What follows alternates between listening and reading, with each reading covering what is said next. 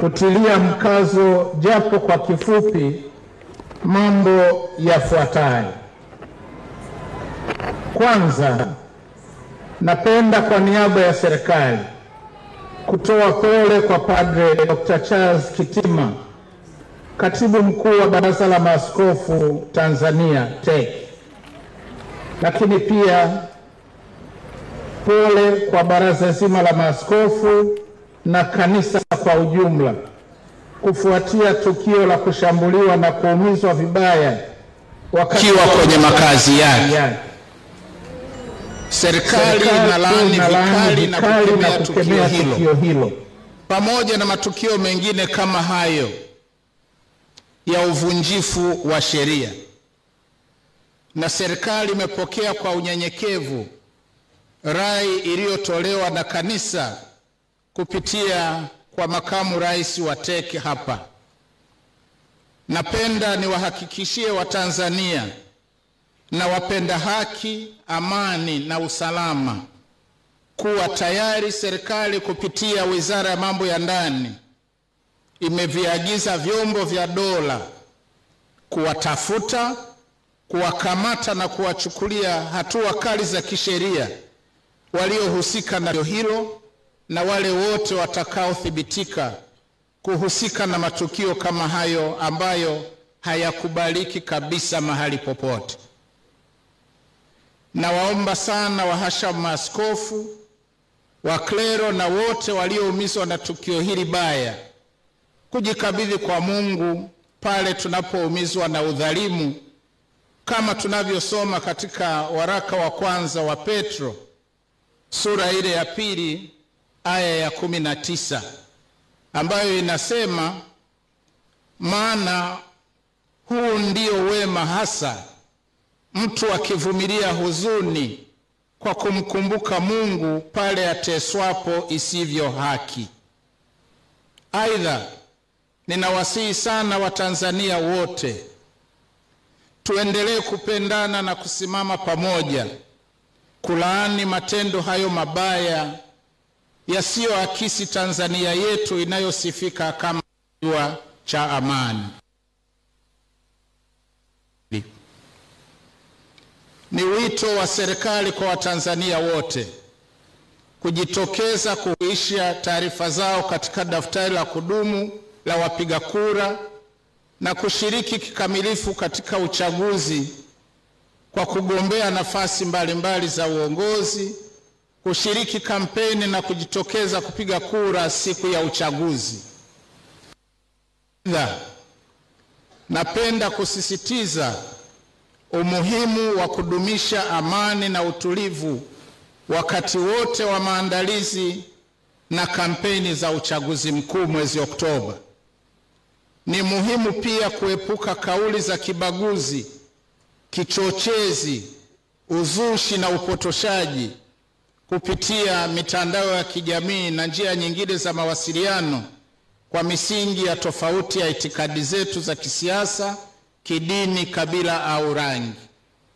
Ninawaomba sana waamini wenzangu na Watanzania wote kuzingatia maandiko matakatifu yanayotuasa kuitafuta amani, kama tunavyosoma katika waraka wa kwanza wa Mtume Petro sura ile ya 3 aya ya 11 ambayo inasema, na aache mabaya, atende mema, atafute amani, aifuate amani.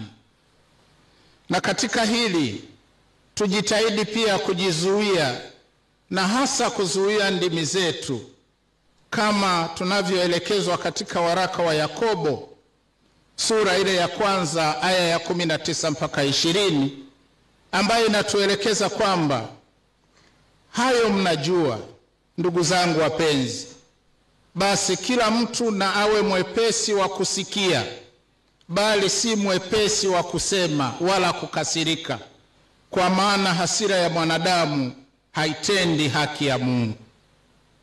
Tukumbuke kwamba amani yetu haina mbadala, na hivyo ni wajibu wetu sote kulinda amani na utulivu wa nchi yetu. Ninapenda kuwaasa vijana kutokubali kutumiwa na wanasiasa wenye uchu wa madaraka walio tayari kuwatumia kuchochea vurugu wakati wa uchaguzi kwa manufaa yao wenyewe. Napenda pia kuwasisitiza watendaji serikalini kutenda haki katika utekelezaji wa majukumu waliokabidhiwa. Lakini vile vile ni muhimu kuendelea kuliombea taifa letu kwa Mwenyezi Mungu ili liwe na amani na utulivu, na hasa mwaka huu tunapoelekea kwenye uchaguzi mkuu wa rais, wa bunge na madiwani. Washa maaskofu, mapadre, watawa na wageni waalikwa, napongeza homilia nzuri sana iliyosheheni mafundisho ya msingi kwetu sote. Lakini pia nimepokea risala ya kanisa iliyosomwa mbele yetu na Mhashamu Askofu Lazarus Msimbe wa Jimbo Katoliki la Morogoro. Nimepokea ombi mahususi la kanisa la kurejeshewa ardhi ya bodi ya wadhamini ya Kanisa Katoliki Jimbo la Morogoro, ambao sasa ni sehemu ya Jimbo Jipya la Bagamoyo, ambayo kwa sasa ni sehemu ya chuo cha ADEM. Kwa kuwa madai haya yamekuwepo kwa muda mrefu, ni wakati mwafaka sasa yakapatiwa ufumbuzi wa kudumu. Na kwa ajili hiyo ninamwelekeza Waziri wa Elimu, Sayansi na Teknolojia aunde timu maalum itakayoshirikisha wataalamu kutoka wizara yake ya Elimu, Sayansi na Teknolojia, Wizara ya Ardhi, Nyumba na Maendeleo ya Makazi, na Ofisi ya Rais, Tawala za Mikoa na Serikali za Mitaa, ili wakae mezani na uongozi wa Kanisa Katoliki Jimbo la Bagamoyo ili kujadili na kutoa mapendekezo ya namna ya kufikia ufumbuzi wa swala hili. Aidha, taarifa ya timu hiyo ya pamoja iwasilishwe serikalini mapema iwezekanavyo kwa ajili ya uamuzi. Mwisho,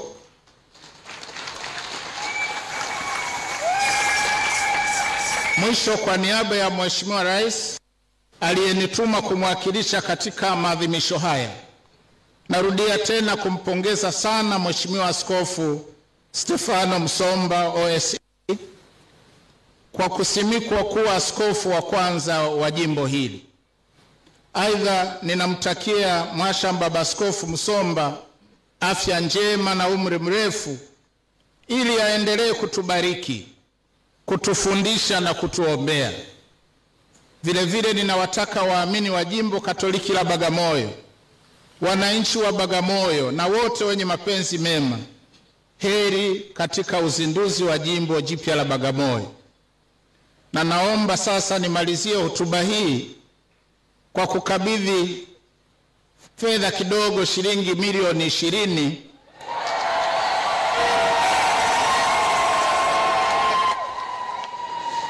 ambazo Mheshimiwa Rais amenituma nimkabidhi Baba Askofu kwa ajili ya mafuta ya gari ya kuanzia ziara zake za